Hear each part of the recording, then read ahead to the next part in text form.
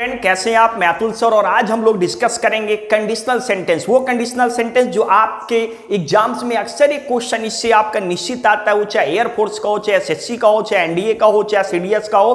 Conditional sentence से एक प्रश्न आना अनिवार्य है। तो हम बेटा समझेंगे कंडीशनल सेंटेंस होता क्या है, इसके कितने टाइप्स होते हैं, इसमें किस प्रकार के एरर्स के क्वेश्चन बनते हैं, हम इस चीज को डिटेल में डिस्कस करते हैं। तो बेटा आइए देखते हैं कंडीशनल सेंटेंस। तो जो बेटा कंडीशनल सेंटेंस होता है इसमें दो पार्ट होंगे। क्योंकि कंडीशन से आप समझ लिए, कंडीशन का मतलब होता है शर्त, और शर्त केवल एक तरफ से पॉसिबल नहीं होगी। शर्त के लिए आपके दो कंडीशंस होनी, दो पार्ट होने चाहिए। इसी प्रकार से जो सेंटेंस है, जो कंडीशनल सेंटेंस आपके हैं, उसमें दो पार्ट हो सकते हैं या दो से ज्यादा पार्ट हो सकते हैं। जैसे यदि मैं जाऊंगा तो तुम वहां मिलोगे, यदि तुम आओगे तो मैं तुम्हारी मदद करूंगा, यदि तुम मुझे पढ़ाओगे तो मैं भी तुमको पढ़ाऊंगा, यदि तुम उन्हें सही रास्ता दिखाओगे। तो इस प्रकार के कंडीशनल सेंटेंस होते हैं जो एक पार्ट दूसरे पार्ट पर डिपेंड होता है, दूसरा पार्ट पहले पार्ट पर डिपेंड होता है। चूंकि इसमें दो पार्ट आपके होंगे। अब जब दो पार्ट आपके होंगे, देखिए गौर कर सकते हैं, कंडीशनल सेंटेंस बेटा ये आपका है, और कंडीशनल सेंटेंस में देखिए एक पार्ट ये इंडिकेशन है, एक पार्ट आपका ये इंडिकेशन, मतलब इसमें दो पार्ट आपके होंगे। इस चीज को आप गौर से देखेंगे, ध्यान करेंगे। अब जब दो पार्ट होंगे तो इसमें दो क्लॉज होंगी।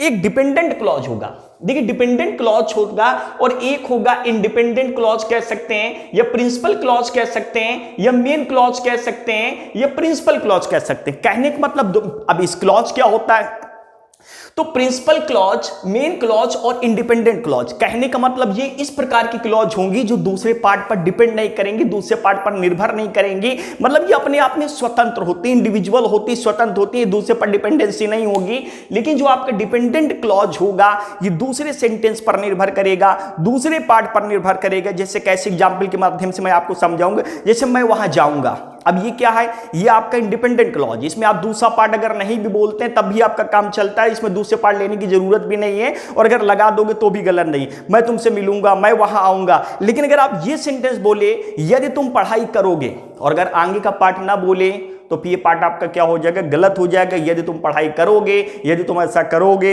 यदि तुम वहां जाओगे, तो आगे आपको एक पार्ट की जरूरत पड़ेगी, आगे आपको एक पार्ट की जरूरत पड़ेगी जो कि आपका प्रिंसिपल क्लॉज होगा, जो कि आपका मेन क्लॉज होगा, इंडिपेंडेंट क्लॉज होगा। तो कहने का मतलब जो डिपेंडेंट क्लॉज वाला पार्ट होता है वो दूसरे पार्ट पर निर्भर करेगा या दूसरे सेंटेंस पर निर्भर करेगा। सिंगल पार्ट में ये आपका नहीं बन सकता, क्योंकि डिपेंडेंट जो क्लॉज आपका होगा वो दूसरे पार्ट पर डिपेंड करेगा, दूसरे पार्ट पर आपका निर्भर करेगा। इसके लिए दूसरे पार्ट की जरूरत पड़ती है, ये चीज ध्यान रखेंगे। हाँ, ये जरूर हो सकता है कि डिपेंडेंट क्लॉज वाला पार्ट इधर आ जाए, प्रिंसिपल क्लॉज वाला पार्ट इधर आ जाए, तो ये एक अलग मुद्दा है, ध्यान रखेंगे। पहले वाला पार्ट बाद में भी ले सकते हैं, बाद वाला पार्ट पहले ले सकते हैं, ये इतना बड़ा इशू नहीं है। लेकिन ध्यान रखना, कंडीशनल सेंटेंस में एक मेन क्लॉज होगी, एक मेन क्लॉज होगी, एक डिपेंड। कहने का मतलब ये जो प्रिंसिपल क्लॉज है इसी को मेन क्लॉज कहते हैं, उसी को इंडिपेंडेंट क्लॉज कहते हैं। ये तीनों एक ही हैं, मतलब सेम है, ये कुछ अलग नहीं है। तो एक आपका प्रिंसिपल क्लॉज होगा, एक क्या होगा, डिपेंडेंट क्लॉज होगा। प्रिंसिपल क्लॉज आप अकेले सिंगल सेंटेंस में भी बना सकते हैं, लेकिन डिपेंडेंट जो क्लॉज आपका होगा उसको आप कहने का मतलब अकेले नहीं बना सकते, इंडिविजुअल नहीं बना सकते, ये दूसरे पार्ट पर आपका निर्भर करेगा। अब एक खास बात और, जब हम दो पार्ट को जोड़ेंगे, क्योंकि यदि आप प्रिंसिपल क्लॉज लेंगे, यदि आप मेन क्लॉज लेंगे, यदि आप इंडिपेंडेंट क्लॉज लेंगे, या यदि आप डिपेंडेंट क्लॉज लेंगे, तो अगर इन डिपेंडेंट और जब ये दो पार्ट को आप यूज करेंगे तो इसमें कुछ कंजंक्शन यूज होते हैं। आप इनका प्रयोग तो विदाउट कंजंक्शन कर सकते हैं, लेकिन जो डिपेंडेंट क्लॉज होगा इसमें कुछ कंजंक्शंस होंगे, क्योंकि बिना कंजंक्शन के आपका नहीं आएगा। तो जरा वो कंजंक्शन हम गौर करके बेटा देखेंगे कौन कौन से कंजंक्शन है, ये जरा देख लेते हैं। लिखा है आपका इफ माने होता है यदि, जो बच्चे लिखना चाहे तो वो लिख ले। इन केस होता है, इन केस का मतलब ये आपका यदि होता है। अनटिल का मतलब होता है जब तक कि नहीं। अनलेस का मतलब आपका होता है यदि। टिल का मतलब बच्चे लिख लेंगे तक। इवन इफ का मतलब होता है चाहे। इवन इफ का मतलब क्या लिख लेंगे, चाहे। कहते ना, चाहे तुम नेता हो, चाहे तुम जो भी हो, चाहे तुम जो भी हो, आतंकवादी हो, चाहे तुम जितने बड़े लंबरदार हो। प्रोवाइडेड का मतलब बेटा आपका होता है बशर्ते।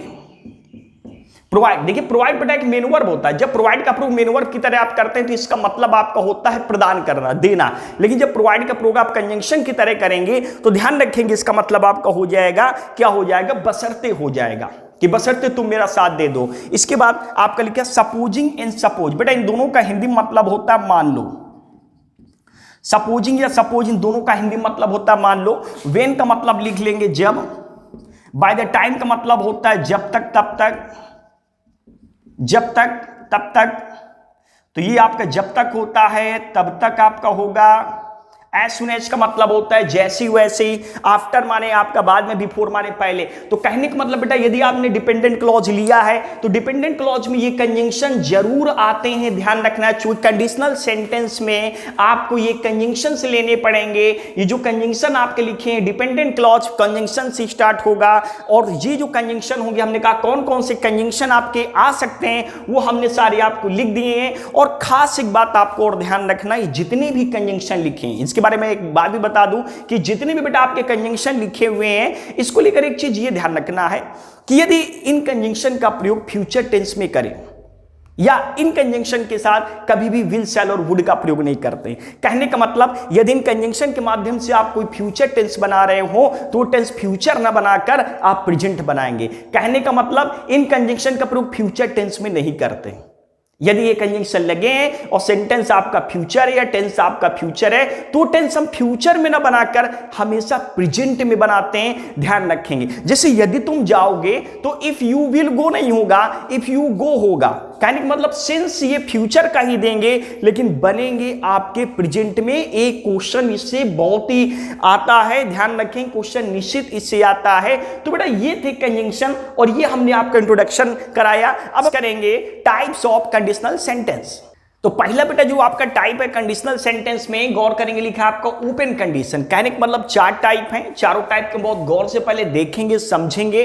पहला आपका बेटा ओपन कंडीशन है। ओपन कंडीशन में फ्यूचर एक्शन का इंडिकेशन होगा या प्रेजेंट एक्शन का इंडिकेशन होगा। कहने का मतलब आपका जो पहला टाइप है ओपन कंडीशन का है, और ओपन कंडीशन जो बच्चे आपको होगा वो फ्यूचर एक्शन को बताएगा या प्रेजेंट एक्शन को बताएगा। 2 ही एक्शन इसमें इंडिकेट किए जाएंगे कंडीशनल सेंटेंस के माध्यम से। जैसे एग्जांपल के माध्यम से मैं आपको बता दूं, यदि आप जाओगे तो मैं जाऊंगा, यदि आप नहीं जाओगे तो मैं नहीं जाऊंगा, ये फ्यूचर एक्शन है। ओपन कंडीशन का मतलब जिसमें काम होना बाकी है। ओपन माने दरवाजा खुला है, अभी आप प्रवेश कर सकते हैं। यदि आप मुझे पढ़ाओगे तो मैं भी आपको पढ़ाऊंगा, यदि आप मेरी मदद करोगे तो मैं भी आप मेरी मदद करूंगा, यदि तुम शेर हो तो हम भी शेर हैं।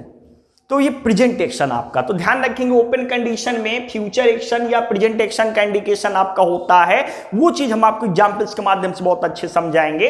तो बेटा इसके बाद देखिए इमेजिनेटिव कंडीशन। इमेजिनेटिव कंडीशन में कल्पनात्मक वाक्य आपको मिलेंगे जिसमें कहते हैं ना कि यदि तुम पक्षी होते तो उड़ जाते, यदि मैं भटकती हुई आत्मा होता तो हर जगह भटक रहा होता, यदि मैं राजा होता तो हर जगह शासन करता, यदि मैं तानाशाह होता मैं तुम सबका दमन कर देता। तो ये आपका है इमेजिनेटिव कल्पनात्मक कंडीशंस होंगे। इसमें कैसे प्रॉब्लम बनेंगी वो हम डिस्कस करेंगे। इसके बाद बेटा जो आपका अगला जो आपका लिखा रिजेक्टेड कंडीशन। अब ये जो रिजेक्टेड कंडीशन है इसको हम कह सकते हैं पास्ट एक्शन। आप पास्ट कंडीशन भी कह सकते हैं, कोई जरूरी नहीं ना। आप रिजेक्टेड कंडीशन को पास्ट एक्शन भी लिख सकते हैं, आप ओपन कंडीशन को आप लिख सकते हैं प्रेजेंट एक्शन भी कह सकते हैं, कोई दिक्कत वाली बात नहीं है। फ्यूचर एक्शन कंडीशन भी कह सकते हैं। तो रिजेक्टेड कंडीशन का मतलब पास्ट एक्शन होता है। पास्ट एक्शन का मतलब बेटा जिसमें काम ऑलरेडी हो चुका होता है, ऑलरेडी बीत चुका होता है, हम उसको क्या कहेंगे, आपका रिजेक्टेड कंडीशन। यदि तुम वहां गए होते तो वो वहां पर आए होते, यदि तुमने मुझे सूचित किया होता तो मैंने तुम्हारी मदद की होती, यदि तुमने मुझे बताया होता तो मैंने ऐसा ना किया होता। मतलब पास्ट एक्शन जो ऑलरेडी हो चुका, जो ऑलरेडी खत्म हो चुका, जो ऑलरेडी बीत चुका, उसके लिए बेटा यूज करते हैं। इसके बाद बेटा देखिए लिखे कॉन्टिन्यूअस कंडीशन। कॉन्टिन्यूअस कंडीशन में क्या होता है, इसमें जो एक्शन होंगे वो कॉन्टिन्यूअस में होंगे। मैं जा ना रहा होता, मैं ऐसा कर ना रहा होता, मैं तुम्हें पढ़ा ना रहा होता, मैं तुम्हें समझा ना रहा होता, मैं भटक ना रहा होता, यदि आप मुझे रास्ता दिखा रहे होते, यदि आप मुझे समझा रहे होते, मैं रो ना रहा होता, यदि आप मुझे चुप करा रहे होते।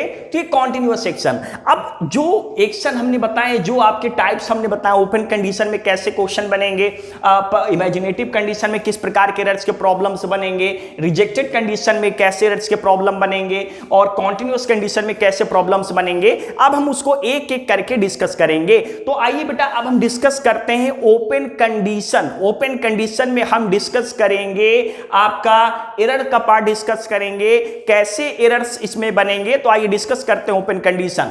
ओपन कंडीशन, तो बेटा ओपन कंडीशन आइए जरा देखते हैं। 2 पार्ट होंगे। देखिए हमने आपको बताया था कंडीशनल सेंटेंस में बेटा कितने पार्ट होंगे, 2 पार्ट होंगे। तो अब ओपन कंडीशन हम देखेंगे इसमें किस सेंटेंस में यूज होता है, इसमें रूल्स कैसे बनेंगे। तो देखिए बेटा ओपन कंडीशन आपका 2 पार्ट होंगे। कितने पार्ट होंगे, 2 पार्ट के। दोनों पार्ट को जरा गौर करेंगे तो जो बेटा आपका डिपेंडेंट क्लॉज है, मतलब जो कंजंक्शन वाला पार्ट है, जो कंजंक्शन मैंने आपको बताए थे इफ अनलेस अनटिल, तो जो कंजंक्शन वाला पार्ट होगा ओपन कंडीशन का वो किस में बनेगा? देखिए सबसे पहले हमको क्या लेना बेटा, कंजंक्शन लेना। कौन से कंजंक्शन लेने? जो हमने आपको अभी लिखा है, अभी आप पढ़ाएं। इफ आ सकता है, अनलेस आ सकता है, अनटिल आ सकता है, सुन जा सकता है, इवन इफ आ सकता है, मतलब कोई भी एक कंजंक्शन आ सकता है। बिगिन आप कंजंक्शन से ही करेंगे। ये कौन का मतलब, ये ध्यान रखना क्या है, कंजंक्शन।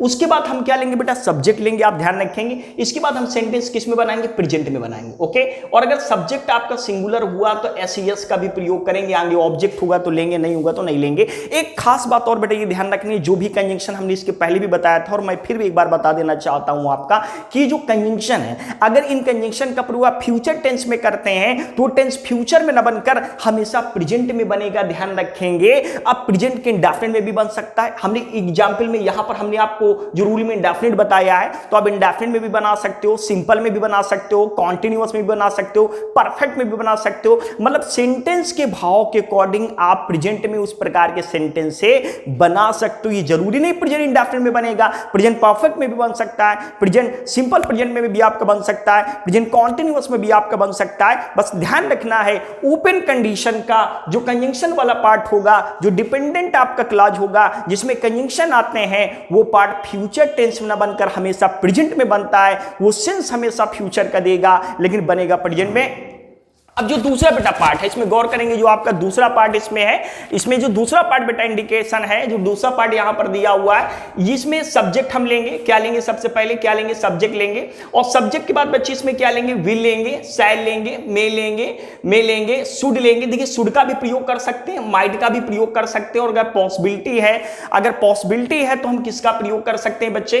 अगर पॉसिबिलिटी का इंडिकेशन है तो हम किसका प्रयोग कर सकते हैं? एक प्रकार से किसका प्रयोग कर सकते हैं? मे का भी। और अगर अनिवार्यता को हम शो करें तो मस्ट का भी प्रयोग कर सकती है। जरूरी नहीं है कि ओपन कंडीशन का दूसरा पार्ट इसमें केवल विल शैल ही लगेगा। नो, मे भी लगा सकते हैं, शुड भी लगा सकते हैं, और मस्ट भी लगा सकते हैं। और जब इन दोनों पार्ट को हम जोड़ेंगे, जब दोनों पार्ट को हम आपस में ऐड करेंगे, कनेक्ट कराएंगे, तो ध्यान रखना केवल कॉमा का प्रयोग करते हैं, किसी भी कंजंक्शन का प्रयोग नहीं करते हैं। केवल किसका प्रयोग करेंगे? कॉमा का प्रयोग करेंगे। ये चीज आप ध्यान रखेंगे। अब एक चीज और इसमें गौर करना, कभी कभी होता पहले वाला पार्ट बाद में ले लेते हैं, बाद वाला पार्ट आप पहले ले लेते हैं, तो आप पहले वाला पार्ट बाद में ले सकते हो, बाद वाला पार्ट बच्चे आप पहले ले सकते हैं। किसी में कोई प्रकार की दिक्कत नहीं, किसी भी प्रकार की प्रॉब्लम नहीं है। लेकिन जिसमें जो आपका रूल्स होता है, जिसमें जो आपका रूल्स आता है, उसमें वही नियम लगाएंगे। अब हम आपको एग्जांपल्स के माध्यम से समझाना चाहेंगे।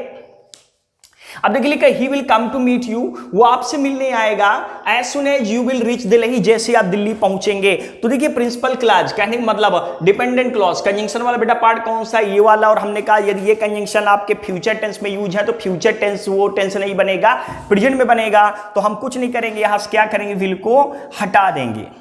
ओके, ये ध्यान रखना, क्योंकि एज सून एज वाला पार्ट किसमें? फ्यूचर टेंस में नहीं बनता है, सेंस वो फ्यूचर करेगा। बनेगा किसमें बच्चे? प्रेजेंट में आपका बनेगा। सेंटेंस है कि वो आपसे मिलने आएगा, यदि आप दिल्ली, जैसे ही आप दिल्ली पहुंचेंगे वो आपसे मिलने आएगा। दूसरा पार्ट हम देखेंगे इफ यू विल। अब आपको पता है इफ वाला पार्ट फ्यूचर में नहीं बनता है। अभी हमने बताया ये कंजंक्शन, जो भी हमने कंजंक्शन लिखा है आपको ध्यान रखेंगे, सेंस तो आपका फ्यूचर का देते हैं, लेकिन ये बनते फ्यूचर टेंस में नहीं है। फ्यूचर टेंस की जगह हमेशा प्रेजेंट टेंस में बनते हैं। तो लिखा है इफ यू बिकम स्ट्रिक्ट, यदि आप स्ट्रिक्ट हो जाएंगे तो अपनी शरारतों से, हरकतों से बाज आ जाएगा। तो यहां पर आपका दूसरे पार्ट में विल है, कोई दिक्कत नहीं, आप बना सकते हैं। इसके बाद थर्ड क्वेश्चन देखते हैं बेटा, आपका लिखा हुआ है ही विल हेल्प यू, वो आपकी मदद करेगा। प्रोवाइडेड का मतलब होता है बशर्ते, मैं आपकी मदद करूंगा।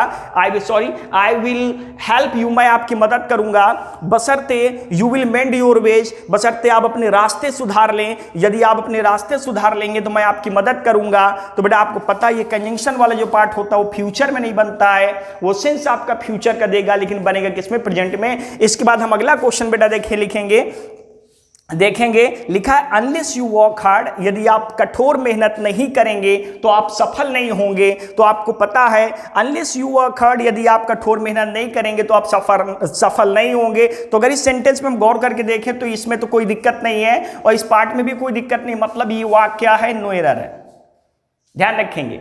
इसके बाद बेटा अगला आपका लिखा है if it will rain he may not come, यदि बारिश हुई तो वो नहीं आएगा। कहने का मतलब पॉसिबिलिटी की बात कर रहा है, संभावना की बात कर रहा है। तो यहां से हम विल को हटा देंगे, और जब विल को हटाएंगे तो प्रेजेंट इंडेफिनिट में बनेगा। तो बेटा इस रेन को हटा के हम क्या करेंगे? रेन्स करेंगे। तो ये बेटा थे आपके एक ओपन कंडीशन की एग्जांपल्स थे। अब इसके हम और भी एग्जांपल से डिस्कस करेंगे, तो आइए अदर एग्जांपल देखते हैं। अगला बेटा क्वेश्चन जो आपका लिखा है, if you don't know her you must not talk to her. यदि आप उसको नहीं जानते हैं तो आपको उससे बिल्कुल बात नहीं करनी चाहिए। ये सेंटेंस में एम्फसाइज कर रहा है, ये सेंटेंस में बच्चे आपका जोर दे रहा है। तो ध्यान रखना, जिफ वाला पार्ट है, फ्यूचर में बना नहीं, तो इस पार्ट में तो बेटा कोई गलती नहीं है। और दूसरे पार्ट में भी गौर करें तो हमने कहा था जो दूसरा पार्ट है उसमें विल भी लगा सकते हैं, शैल भी लगा सकते हैं, कैन भी लगा सकते हैं, मे भी लगा सकते हैं, मस्ट भी लगा सकते हैं भाव के अकॉर्डिंग। तो जो बेटा पहला पार्ट है वो पूर्ण रूप से क्या है, सही, इसमें कोई गलती नहीं। इसके बाद हम डिस्कस करेंगे अगला बेटा आपका लिखा है सपोजिंग इफ। अब सपोजिंग इफ, अब देखिए बेटा इसमें दो कंजंक्शन आपने यूज कर लिए। तो हमने जितने भी आपको कंजंक्शन लिखाए हैं आपको उसमें ध्यान ये रखना है, उनमें से केवल एक ही कंजंक्शन आप केवल एक बार में यूज करेंगे। अगर दो कंजंक्शन एक साथ आप यूज करेंगे तो ये आपका ग्रामेटिकल एरर हो जाएगा। तो बेटा इसमें पॉइंट आपका ये गलत हो गया, या तो इसे आप सपोजिंग हटा दीजिए तो आपका सही होगा, और या तो यहां से आप इफ हटा दीजिए आपका तो सही होगा। दो में से केवल एक ही कंजंक्शन का प्रयोग करना है, ये चीज आप ध्यान रखेंगे। सपोजिंग इफ दोनों एक साथ आप प्रयोग नहीं कर सकते हैं। और एक चीज और बेटा ध्यान रखेंगे, अनटिल और अनलेस। अनटिल, बहुत से लोग कहते हैं कि अनलेस के साथ अनटिल नहीं आएगा और अनटिल के साथ अनलेस नहीं आएगा, ऐसा कुछ नहीं है। अनटिल और अनलेस दोनों का प्रयोग एक साथ कर सकते हैं। अनटिल एंड अनलेस, ध्यान रखना ये अपने आप में एक फ्रेज है। अनटिल और अनलेस, इन दोनों का प्रयोग एक साथ आप कर सकते हैं। अगर दो, वैसे अनलेस का मतलब होता है यदि नहीं, और अनटिल का मतलब होता है जब तक कि नहीं। आप दोनों में से कोई एक साथ एक लगा सकते हो, कोई दिक्कत नहीं। लेकिन यदि दोनों का प्रयोग यदि आप एक साथ करते हैं तो इसमें दोनों गलत नहीं होगा, बस सेंटेंस में जोड़ देने का सेंस आ जाएगा। Until and unless you go there he will not come, जब तक तू नहीं जाएगा तब तक वो नहीं आएगा। तो बेटा अगला देखते हैं। तो ध्यान रखना दो कंजंक्शन, उसके अलावा जितने भी कंजंक्शन है कभी डबल नहीं लेंगे, केवल अनटिल अनलेस एक साथ आ सकते हैं। इसके बाद अगला देखते हैं बेटा लिखा है व्हेन ही विल कम। आपको पता है वेन आपका क्या है, कंजंक्शन है। और हमने कहा था वेन हुआ, अनटिल हुआ, अनलेस हुआ, इफ हुआ, इनका प्रयोग कभी फ्यूचर टेंस में नहीं करते हैं, सिंस ये फ्यूचर का देते हैं, लेकिन बनते किस में, प्रेजेंट में, कंडीशनल टेंस में। तो बेटा यहां से विलकम को हम हटाएंगे, और जब विलकम को हटाएंगे तो क्या लेंगे हम यहां पर कम्स, क्योंकि प्रेजेंट इंडेफिनिट में यूज करेंगे। और प्रेजेंट इंडेफिनिट में सब्जेक्ट क्या आपका हो जाएगा, सिंगुलर। और जब सब्जेक्ट आपका सिंगुलर हो जाएगा तो मैं सीएस का प्रयोग करेंगे। तो वेन ही कम्स, जब वो आएगा तो ही विल बी इंटरोगेटेड, उससे पूछताछ की जाएगी। तो इसमें बेटा ये प्रॉब्लम है। इसके बाद अगला क्वेश्चन हम देखेंगे, लिखा है दे विल इन्फॉर्म यू, वो आपको सूचित करेंगे, वो आपको सूचना देंगे। As soon as he will come, जैसे ही वो आएगा। और आपको पता है एज सुन एज वाला पार्ट फ्यूचर में नहीं बनता है, सिंस वो फ्यूचर का देगा, बनेगा किसमें, प्रेजेंट में। तो इसमें भी वही कहानी है, विल कम को हटा के हमको क्या लेना पड़ेगा, कम्स। नेक्स्ट बेटा देखते हैं, आपका लिखा हुआ है I will go after they. अब देखिए बेटा इसमें आफ्टर आ गया, और हमने क्या कहा था, आफ्टर और बिफोर वाला पार्ट कभी फ्यूचर टेंस में यूज नहीं होता है, सिंस वो फ्यूचर का देगा, बनेगा प्रेजेंट में। अब आफ्टर वाला पार्ट बेटा किसमें इंडिकेटेड है, आपका फ्यूचर परफेक्ट में, और फ्यूचर में यूज नहीं होता है। तो बेटा हम विल हैव हटा के केवल हैव लेंगे, किसमें, प्रेजेंट परफेक्ट में बनाएंगे। चूंकि हमने एक पॉइंट आपको बताया है कि जितने भी वर्ड हमने अभी कंजंक्शन लिखाए हैं आपको, जो आपको हमने आपको बताया है डिपेंडेंट क्लॉज में, उन कंजंक्शन का प्रयोग फ्यूचर टेंस में नहीं करते हैं, प्रेजेंट टेंस में करते हैं। फ्यूचर टेंस के स्थान पर प्रेजेंट में, इंडेफिनिट में भी यूज कर सकते हैं, परफेक्ट में अकॉर्डिंग टू भाव के अकॉर्डिंग आप यूज कर सकते हैं। इसके बाद बेटा अगला देखेंगे, I don't know if he will come, I don't know whether he will कम। बेटा ये भी सही है और ये भी सही है, ये समझना जरूरी है। समझना क्यों जरूरी है, बहुत जरूरी है समझना। आइए देखते हैं क्यों। अगर इफ, यहां बेटा ये जो इफ है ये यदि का सेंस नहीं है, आप ये ध्यान रखिएगा। आपका वेदर हो गया, आपका इफ हो गया। यदि वेदर और इफ से अगर सेंटेंस कंडीशनल ना बन रहा हो, एक वेदर होता है, एक इफ होता है और एक वेन भी होता है, ध्यान रखना ये तीन ऐसे कंजंक्शन होते हैं, वेदर हुआ, इफ हुआ, वेन हुआ। अगर इनसे सेंटेंस आपका कंडीशनल ना बन रहा हो तो आप इनको फ्यूचर टेंस में बना सकते हैं। अब जरा गौर करके देखें, मुझे नहीं पता कि वो आएगा, इसमें कहां कंडीशन है। अगर ये होता यदि तुम आओगे तो मैं जाऊंगा, इसमें कंडीशन था तो ये फ्यूचर में न जाता। यदि इफ, वेन और वेदर, तीनों बेटा नोट कर लेना हिंदी में, यदि इफ, वेन और वेदर से सेंटेंस कंडीशनल ना बन रहा हो तो इफ, वेन और वेदर वाला पार्ट आप फ्यूचर टेंस में बना सकते हैं। इसलिए आपका ये भी सही है और इसलिए आपका ये भी सही है। डिस्कस करेंगे बच्चे इमेजिनेटिव कंडीशन। इमेजिनेटिव कंडीशन में आइए देखते हैं, लिखा है आपका इमेजिनेटिव कंडीशन, ये फर्स्ट पार्ट है आपका, सेकंड पार्ट है। तो इमेजिनेटिव कंडीशन का जो पहला वाला पार्ट होगा, जो इफ वाला पार्ट होगा, कहने का मतलब जो आपका डिपेंडेंट क्लॉज आपका होगा वो किस सेंटेंस में जाएगा और दूसरा किस में जाएगा, ये गौर से देखते हैं। तो बेटा ध्यान रखेंगे, पहला पार्ट जो आपका है, कहने का मतलब जो कंजंक्शन वाला पार्ट है, कहने का मतलब अब जरूरी नहीं कि पहला पार्ट ही कंजंक्शन वाला हो, कभी कभी होता पहले पार्ट को इधर लिख देते हैं, इधर वाला पार्ट इधर लिख लेते हैं। तो इस चीज को ध्यान से गौर से आप देखेंगे, जो कंजंक्शन वाला पार्ट आपका होगा वो आपका पहले भी लिखा जा सकता है और बाद में भी लिखा जा सकता है। तो बेटा जो इमेजिनेटिव कंडीशन का जो आपका एक प्रकार से डिपेंडेंट क्लॉज आपका होगा, इसमें पहले कंजंक्शन लेंगे, फिर सब्जेक्ट लेंगे, फिर वर्ब लेंगे। ध्यान रखना, सब्जेक्ट आपका चाहे सिंगुलर हो, सब्जेक्ट आपका चाहे प्लूरल हो, हमेशा किसका प्रयोग करेंगे, वर्ब का प्रयोग करेंगे। उसके बाद नाउन एडजेक्टिव जो भी होगा आपको वो लिख देंगे। इसके बाद बेटा इसको एक तरीके से और बना सकते हैं, इसमें वर्ब पहले लिख सकते हैं, सब्जेक्ट लिख सकते हैं, इसमें वर्ब पहले लिख सकते हैं, सब्जेक्ट लिख सकते हैं, फिर नाउन प्लस एडजेक्टिव लिख सकते हैं। कहने का मतलब इस तरीके से भी बना सकते हैं और इस तरीके से भी बना सकते हैं। अब जब यहां पर आप वर्ब का प्रयोग कर लेंगे, तो अगर यहां पर वर्ब का प्रयोग कर लेंगे तो इफ का प्रयोग नहीं किया जाएगा, क्योंकि हमने आपको एक पॉइंट बताया था कि बेटा आपका शुड हो गया, वर हो गया और हैड हो गया। बेटा ये गौर करेंगे, शुड हो गया, वर हो गया और ये आपका हैड हो गया, ये तीनों आपके हेल्पिंग वर्ब होते हैं, ये तीनों आपके हेल्पिंग वर्ब होते हैं और ये तीनों आपके कंजंक्शन भी होते हैं। और जब कंजंक्शन की तरह इनका प्रयोग करेंगे तो ये यदि का सेंस देंगे, और जब यदि का सेंस देंगे तो इनका प्रयोग सेंटेंस के शुरुआत में करेंगे, और जब सेंटेंस के शुरुआत में इनका प्रयोग आप करेंगे तो आप ध्यान ये रखेंगे कि इनके साथ इफ का प्रयोग नहीं करेंगे, क्योंकि अगर इनका प्रयोग आप सेंटेंस के शुरुआत में कर लेंगे तो यदि का सेंस देंगे तो फिर आप दो बार इफ लेने का कोई मतलब नहीं होता है। तो वही यहां पर सेंस है कि आप वर पहले भी ले सकते हैं, जब वर लेंगे तो इफ नहीं लेंगे, इसके साथ केवल सब्जेक्ट नाउन प्लस एडजेक्टिव जो भी हो। और ये अगर पहला वाला देखें तो कंजंक्शन सब्जेक्ट प्लस वर नाउन प्लस एडजेक्टिव जो भी हो। मतलब हमेशा इमेजिनेटिव कंडीशन में अगर मेन वर्ब ना दिया हो तो वर्ब का प्रयोग करते हैं, और यदि मेन वर्ब दिया हो तो ध्यान रखना पास्ट इंडेफिनिट में बनाते हैं, वर्ब की सेकंड फॉर्म में बनाते हैं। मतलब ये गौर कर सकते हैं, कंजंक्शन लेंगे, अगर मेन वर्ब है तो सब्जेक्ट तो रहेगा, वर्ब की क्या लेंगे, सेकंड फॉर्म। और अगर वर्ब नहीं है, इसमें वर्ब आपका मेन वर्ब नहीं दिया हुआ है तो केवल क्या लेंगे, वर्ब। कहने का मतलब यदि मेन वर्ब दिया हो तो हमेशा वर्ब की सेकंड फॉर्म का प्रयोग करेंगे, और यदि मेन वर्ब ना दिया हो तो हमेशा वर्ब का प्रयोग करेंगे, सब्जेक्ट चाहे सिंगुलर हो चाहे प्लूरल हो। और जो दूसरा पार्ट है बेटा उसमें केवल आप ध्यान रखेंगे किसका प्रयोग करेंगे, वुड का प्रयोग करेंगे। किसका प्रयोग करेंगे, वुड का प्रयोग करेंगे। पहले वाला पार्ट आप बाद में लिख सकते हैं, बाद वाला पार्ट पहले। अब इसको हम और अच्छे से एग्जाम्पल से समझेंगे, एरर्स के माध्यम से समझेंगे, इसमें किस प्रकार से प्रॉब्लम एरर्स पूछी जा सकती हैं। तो आइए देखते हैं बेटा, पहला क्वेश्चन आपका लिखा है, were if I an autocrat. Autocrat माने तानाशाह, यदि मैं तानाशाह होता, आई वुड रूल एवरीवेयर, मैं हर जगह शासन करता। अब जरा गौर करके देखिएगा, हमने कहा यदि वर पहले ले लेंगे तो इफ का प्रयोग नहीं करेंगे। अब इसको बनाने को तो आप दो तरीके से बना सकते हैं, आप या तो इफ हटा दीजिए तो आपका सही हो जाएगा, या तो इफ हटा दीजिए तो सही हो जाएगा, और या तो बेटा इसको ऐसे भी आप बना सकते हैं, इफ आई वर। आप इसको ऐसे भी बना सकते हैं, मतलब दो तरीके, या तो इफ हटा दो तो सही है, और या तो वर को क्या बना दो, आप हेल्प यू बना दो तो सही है। इफ यहां पर ले सकते हो, मतलब दोनों तरीके हमने बता दिए, या तो इफ हटा दो और या तो वर को इधर ले लो। नेक्स्ट बेटा दूसरा देखते हैं, इफ ही वाज। हमने कहा था इमेजिनेटिव कंडीशन में जिफ वाला पार्ट होगा, जो आपका कंजंक्शन वाला पार्ट होगा, ध्यान रखना उसमें हमेशा वर का प्रयोग करते हैं, सब्जेक्ट आपका सिंगुलर हो चाहे प्लूरल हो। तो बेटा हम यहां से वाज हटा देंगे और वाज हटा के क्या लेंगे, वर। तो यहां पर बच्चे क्या ले लेंगे, were. Okay, I would cure free, यदि मैं एक डॉक्टर, यदि वह डॉक्टर होता तो फ्री में इलाज करता। नेक्स्ट बेटा थर्ड आपका लिखा है, इफ आई हैड विंग्स, यदि मेरे पंख होते तो मैं उड़ जाता।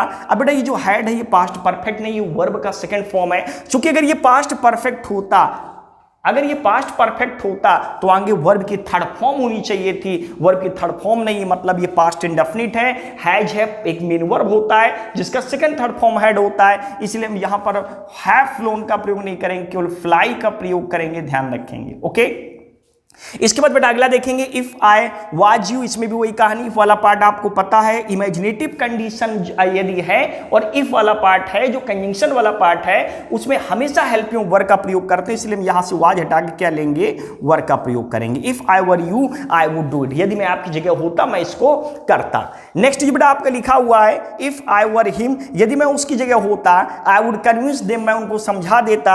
अब देखिए इफ लगा है, सब्जेक्ट लगा है, यहां वर लगा, ये भी गलत नहीं है, नहीं है, लेकिन बेटा यहां पर हिम गलत ही गलत है। चूंकि इमेजिनेटिव कंडीशन में यदि आपने हेल्पिंग वर्ब वर लिया है तो वर के बाद हमेशा ध्यान रखेंगे आप सब्जेक्टिव केस का प्रयोग करेंगे, ऑब्जेक्टिव केस नहीं आता है, इसीलिए हमने यहां पर ही किया है। तो बेटा ये था आपका इमेजिनेटिव कंडीशन जो मैंने आपको बहुत अच्छे से समझाया। अब हम डिस्कस करेंगे रिजेक्टेड कंडीशन। रिजेक्टेड कंडीशन में आपको पता है कंडीशनल सेंटेंस में एक से ज्यादा पार्ट होते, दो पार्ट होते हैं। तो जो बेटा कंजंक्शन वाला पार्ट होगा, कहने का मतलब इफ वाला पार्ट कह सकते हैं, प्रोवाइडेड वाला पार्ट कह सकते हैं। तो जो बेटा पहला पार्ट होगा हम कंजंक्शन से स्टार्ट करेंगे। मैं बार बार इस चीज को कह रहा हूं, जरूरी नहीं पहला पार्ट कंजंक्शन वाला हो, कभी कभी पहले पार्ट को दूसरे वाले पार्ट में इंडिकेट कर देते हैं और दूसरे वाले पार्ट को पहले ले लेते हैं, तो इसमें कोई कंफ्यूजन वाली स्टेट ना क्रिएट हो। तो ध्यान रखना जो कंजंक्शन वाला पार्ट होगा वो आपका डिपेंडेंट क्लॉज होता है।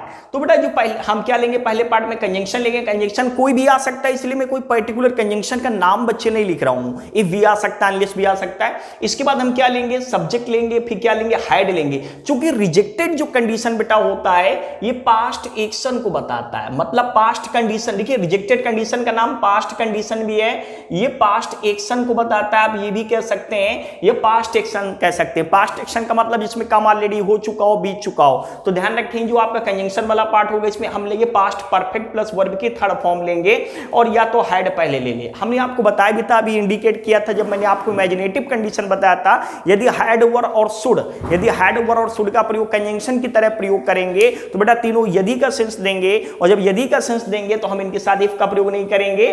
तो ध्यान रखेंगे यहां पर हम यहां पर बेटा क्या लेंगे, हैड लेंगे। हैड के बाद बेटा हमको क्या लेना, सब्जेक्ट लेना। ये कंजंक्शन नहीं है बेटा, यहां पर क्या आप लेंगे, सब्जेक्ट लेंगे, हैड लेंगे प्लस सब्जेक्ट लेंगे प्लस वर्ब की थर्ड फॉर्म। क्योंकि हमने अगर हैड पहले ले लिया है तो इसके बाद हम इफ का प्रयोग नहीं करते हैं, और यदि हम इफ लेना चाहते हैं तो ध्यान रखेंगे यहां पर हैड प्रयोग कर दें। चूंकि अभी हमने इंडिकेट किया हैड वर और शुड, ये कंजंक्शन भी होते हैं और हेल्पिंग वर्ब भी होते हैं।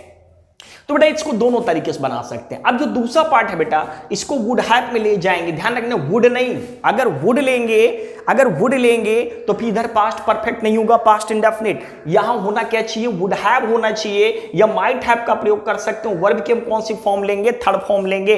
कहने का मतलब दोनों एक्शन एक ही कंडीशन में होना चाहिए। अगर ये पास्ट में है तो ये भी पास्ट में होना चाहिए, अगर ये आपका इंडेफिनिट केस है तो ये भी इंडेफिनिट केस होना चाहिए। कभी कभी कंफ्यूजन ये हो जाता है कि हम हैड हटाएं या वुड हैव लगाएं, ये कंफ्यूजन हो जाता है। कभी कभी हैड इंप्रूव होता है, कभी कभी वुड हैव इंप्रूव होता है। तो बिल्कुल कंफ्यूजन की कोई बात नहीं, आप एक्शन देखिए। अगर पास्ट एक्शन है तो आपको परफेक्ट ही बनाना पड़ेगा, और जब परफेक्ट बनाएंगे तो इफ वाला पार्ट बनेगा पास्ट परफेक्ट और उधर लगाएंगे वुड हैव। मतलब जो गलत होगा वो गलत करेंगे अगर एक्शन पास्ट का है। अगर एक्शन पास्ट का ना हो, प्रेजेंट का हो, तो ध्यान रखना दोनों पार्ट इंडेफिनिट बनेंगे। यहां पर बनेगा वुड प्लस, यहां पर बनेगा वुड प्लस वर्ब की फर्स्ट फॉर्म। इसके पहले मैं आपको जो पढ़ा चुका हूं इमेजिनेटिव कंडीशन, वही केस प्रेजेंट वाला केस होता है।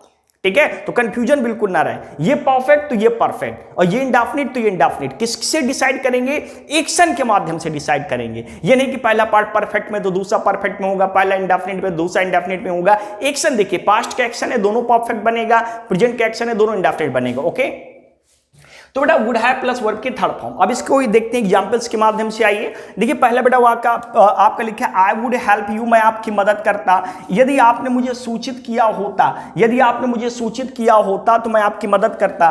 तो बेटा ये देखिए पास्ट परफेक्ट है, इंडिकेट किसको कर रहा है, पास्ट एक्शन को, ये पास्ट परफेक्ट है। अब यहां पर क्या वुड है, नो। वुड अगर लेते हैं तो वर्ब की क्या होनी चाहिए, सेकेंड फॉर्म। तो बेटा यहां पर हमको जोड़ना पड़ेगा आई वुड हैव हेल्प्ड, ये चीज हमको इसमें और ऐड करनी पड़ेगी और जोड़नी पड़ेगी। आई would have helped you if you had informed मी, यदि आपने मुझे सूचित किया होता तो मैं आपकी मदद करता। कब की बात कर रहा है, पास्ट की बात कर रहा है, और इसमें इफ वाले पार्ट को बाद में ले लिया, बाद वाला पार्ट पहले ले लिया, वो कोई समस्या नहीं है। इसके बाद बेटा दूसरा देखते हैं, इफ वाला पार्ट आपको पता है वुड हैव में नहीं जाएगा, परफेक्ट इंडिकेट कर रहा है तो आप हैड लीजिएगा, सीधी सी बात है। ठीक है ना, if you had done it, यदि आपने इसको किया होता तो आपकी प्रशंसा की गई होती। इसके बाद देखिएगा तीसरा पार्ट। अब देखिए बेटा यहाँ पर आपने ये जो लास्ट पार्ट, ये जो तीसरा पार्ट बेटा आपका है, थर्ड पार्ट में आपने हैड पहले ले लिया, और हमने आपको बताया क्या है, यदि हैड पहले ले लेंगे, वर पहले ले लेंगे, शुड पहले ले लेंगे, तो इनके बाद इफ का प्रयोग नहीं करते हैं। तो यहां से बच्चे हटा देंगे, इस चीज को गौर करेंगे। If you had done it, यदि आपने इसको किया होता तो you would have been arrested, तो आपको गिरफ्तार कर लिया गया होता। तो रिजेक्टेड कंडीशन के अब आइए हम और एग्जांपल्स देखते हैं। तो अगला बेटा जो एग्जाम्पल है आपका रिजेक्टेड कंडीशन के लिखा है, if he came to me, यदि वो मेरे पास आता, आई would have given him my books, मैं उसको अपनी किताब दे देता। तो पहले तो देखिए गौर से अगर देखें तो बेटा ये क्या इंडेफिनिट और ये क्या परफेक्ट, और हमने आपको बताया दोनों या वाक परफेक्ट में होना चाहिए, दोनों इंडेफिनिट में होना चाहिए, हम एक्शन से डिसाइड करेंगे।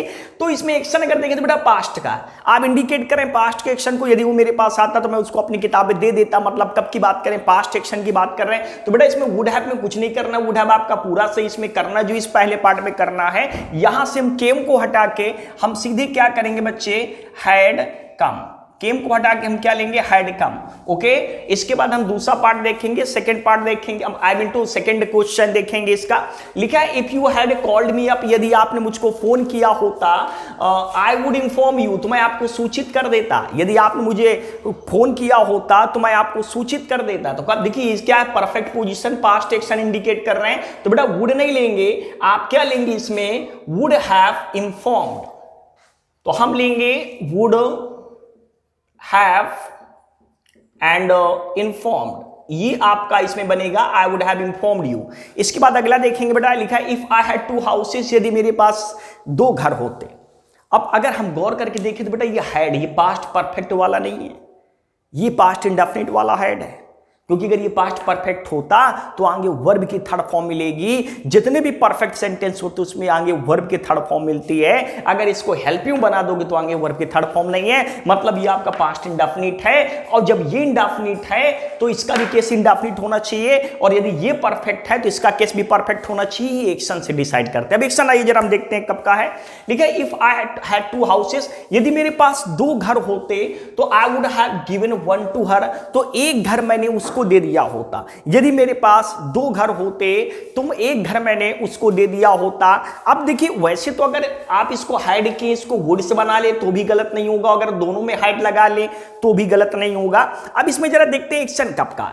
तो बेटा अगर गौर से देखिए, इफ आई हैड 2 हाउसेस, यदि मेरे पास 2 घर होते तो मैंने एक घर किसको दे दिया होता, उसको दे दिया होता। आप किस एक्शन को इंडिकेट करते, यदि मेरे पास एक घर होता मैं एक घर आपको दे देता, मतलब प्रेजेंट एक्शन का इंडिकेशन है। वैसे बना, अगर इसमें एक हेड और लगा होता, मान लीजिए बाई चांस इसमें एक हेड आपने लगा दिया, लगा होता तो बेटा आपका फिर ये वाक चला जाता नो एरर, क्योंकि एक हेड आपका बन गया आपका हेल्पिंग वर्ब, एक हेड बन गया मेन वर्ब। तो बेटा ये पास्ट परफेक्ट और ये भी परफेक्ट, जब दोनों परफेक्ट होगा तो सही होता है। ये इंडेफिनिट तो ये आपका परफेक्ट है, और यदि ये इंडेफिनिट है ये परफेक्ट है, तो कॉम्बिनेशन दोनों का बराबर होता है। तो वो एक्शन के माध्यम से क्लियर करते हैं कि अगर पास्ट का एक्शन हम दोनों परफेक्ट बनाएंगे, प्रेजेंट का एक्शन है दोनों इंडेफिनिट बनाएंगे। ओके, अब इसमें दोनों पोजीशन आप लगा सकते हो, इसमें हैड भी लगा सकते हो और उसमें वुड हैव भी लगा सकते हो। अब हमको करना क्या, पार्ट कौन से गलत करेंगे। तो यदि मेरे पास 2 घर होते तो मैंने एक घर उसको दे दिया होता। जरा बताइए कौन सा एक्शन हो सकता है, पास्ट एक्शन है प्रेजेंट। यदि मेरे पास 2 घर होते तो मैंने एक घर आपको दे दिया होता, मतलब पास्ट के एक्शन है, प्रेजेंट पोजीशन को आप डिनोट करा रहे हैं। वैसे बनाना चाहे तो पास्ट भी बना सकते, गलत नहीं होगा, लेकिन इसमें ऐसी समस्या जब क्रिएट हो जाए तो आप एक्शन देखिएगा किसका सेंस ज्यादा बेटर है। जैसे यदि मेरे पास पैसा हो तो मैं आपको दे देता, मतलब प्रेजेंट पोजीशन को डिनोट करा रहे हैं। इसलिए बेटा इफ आई हैड 2 हाउसेस, यहां पर हैव गिवन हटा के हम क्या लेंगे, गिव का प्रयोग करेंगे। किसका प्रयोग करेंगे, गिव का। I would give 1 to her. इसके बाद दूसरा अगला देखते हैं, लिखा बेटा इफ आई हैड रियलाइज्ड, यदि मैंने एहसास कर लिया होता, डिजास्टर इस खतरे के बारे में, आई वुड। अब देखिए यहां पर क्या है, खतरा ऑलरेडी एहसास नहीं किया, खतरा आ गया, मतलब पास्ट एक्शन है, ये परफेक्ट है तो इसको भी हम परफेक्ट बनाएंगे। वुड नॉट, तो बेटा वुड नॉट के बाद हम क्या लेंगे, have stayed here. Okay, would not have stayed here, यदि मैंने इस खतरे के बारे में एहसास कर लिया होता तो मैं यहां पर ना ठहरता, मैं यहां पर ना रुकता। तो आइए बेटा अगला क्वेश्चन देखते हैं, लिखा इफ आई मनी। अब इसमें बेटा आपको ब्लैंक फिल करना। अब गौर करके देखिए तो बेटा यहां पर वुड है, मतलब वुड हैव नहीं है। तो जब यहां वुड हैव नहीं है तो यहां पास्ट परफेक्ट नहीं बनाओगे, यहां क्या बनाओगे, पास्ट इंडेफिनिट बनाओगे। क्योंकि ये चीज हमेशा ध्यान रखना, या तो दोनों पार्ट इंडेफिनिट में बनेंगे या तो दोनों पार्ट परफेक्ट में बनेंगे। कहने का मतलब यदि उधर हैड होगा पास्ट परफेक्ट वाला तो इधर वुड हैव लगाएंगे, और यदि आपका उधर पास्ट इंडेफिनिट है तो इधर वुड लगाएंगे। अब इसमें फिल इन द ब्लैंक्स करना है तो बेटा वुड हैव नहीं वुड है, तो हम केवल क्या लेंगे, हैड लेंगे। हैड ही आपका पास्ट इंडेफिनिट है। तो बेटा ये थे आपके रिजेक्टेड कंडीशंस के इंपॉर्टेंस आपके क्वेश्चन। अब हम लास्ट पार्ट डिस्कस करेंगे, लास्ट टाइप कंडीशनल सेंटेंस का कॉन्टिन्यूअस कंडीशन। तो तो अब बेटा हम डिस्कस करेंगे कॉन्टिन्यूअस कंडीशन। देखिए कॉन्टिन्यूअस कंडीशन में भी आपके दो पार्ट होंगे और जो कंजंक्शन वाला पार्ट होगा, मैं बार बार इंडिकेट कर रहा हूं, जो इफ वाला पार्ट मतलब कोई भी कंजंक्शन पार्ट होगा कॉन्टिन्यूअस अगर है तो आईएनजीस बनेगा, मतलब पास्ट परफेक्ट कॉन्टिन्यूअस बनेगा। सब्जेक्ट लेंगे, हैड बीन लेंगे प्लस वर्ब के साथ आईएनजी फॉर्म लेंगे।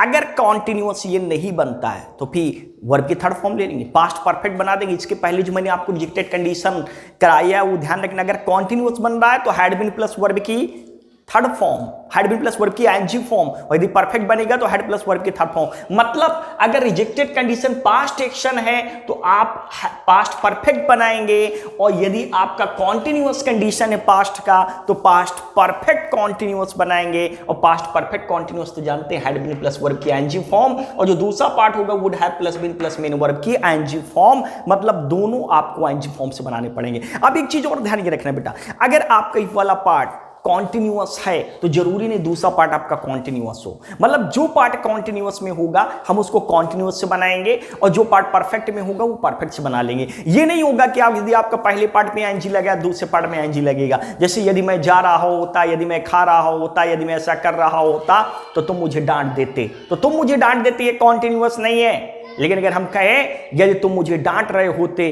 तो मैं ऐसा कर ना रहा होता, तो ये दोनों आपके कॉन्टिन्यूअस हैं। तो ये ध्यान रखें, अगर पहला कॉन्टिन्यूअस है तो जरूरी नहीं दूसरा कॉन्टिन्यूअस हो। अगर कॉन्टिन्यूअस में है तो दोनों परफेक्ट कॉन्टिन्यूअस से बनाइए, और अगर नहीं है तो कोई मतलब नहीं है। दोनों की हेल्पिंग से लिख दी है। कंजंक्शन वाला part had been plus verb की ING form, would have been plus verb की आईएनजी फॉर्म। समझाने के लिए मैंने आपको एक सेंटेंस दिया हुआ है, he would not have been wailing, वो रो ना रहा होता। वो वेल का मतलब बेटा रोना होता, विलाप करना, वह रो ना रहा होता। इसमें बेटा कंजंक्शन नहीं है, ये जोड़ लेना, वह रो ना रहा होता।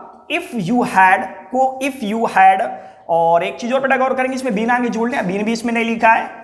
If you had been coaxing him, वह रो ना रहा होता। He would not have been willing if you had been coaxing him, यदि आप उसको फुसला रहे होते। कोक्स माने फुसलाना, मतलब ये पार्ट भी कॉन्टिन्यूअस हो, ये भी पार्ट कॉन्टिन्यूअस है। मतलब कुल मिला के इसमें कोई गलती नहीं बेटा, दोनों पार्ट ही आपके क्या है, सही है। ध्यान रखनी है, इफ है कंजंक्शन है, दूसरे पार्ट को जोड़ने के लिए आया है। तो अगर दोनों पार्ट कॉन्टिन्यूअस हो तो दोनों कॉन्टिन्यूअस बनाए, और यदि आपका कॉन्टिन्यूअस नहीं है, एक कॉन्टिन्यूअस है, तो जो पार्ट कॉन्टिन्यूअस में ना हो उसको आप पास्ट परफेक्ट में बनाएंगे। ध्यान रखना, मतलब वुड हैव प्लस वर्ब की थर्ड फॉर्म या हैड प्लस वर्ब की थर्ड फॉर्म, ये चीज आप ध्यान रखेंगे। तो ये बेटा था कंडीशनल सेंटेंस, जिसको हमने बहुत अच्छे से आपको डिटेल स्टडी में बताया, एक एक पॉइंट डिस्कस किया। आप इसको 2-3 बार समझिए। कहीं किसी क्वेश्चन में यदि आपको किसी प्रकार का डाउट है तो आप बिल्कुल फोन से कांटेक्ट कर सकते हैं। आप फोन नंबर मेरा ले सकते हैं, फोन नंबर मेरा ये आपका बेटा इसमें लिख सकते हैं 8565807231। इससे आप कांटेक्ट कर से आप किसी प्रकार का डाउट क्वेश्चन में आप पूछ सकते हैं, ग्रामर से रिलेटेड, वोकैब से रिलेटेड। तो आप इसको 2-3 बार पढ़िएगा, देखिएगा, समझिएगा, और इस वीडियो को अपने मित्रों में भी आप शेयर करिएगा, सब्सक्राइब करिएगा, लाइक करिएगा। और अगर कोई किसी प्रकार की दिक्कत हो तो आप बिल्कुल मुझे इन्फॉर्म करिएगा, मैं आपको कोऑपरेट करने के लिए बिल्कुल तैयार हूं। तो thanks for watching this video.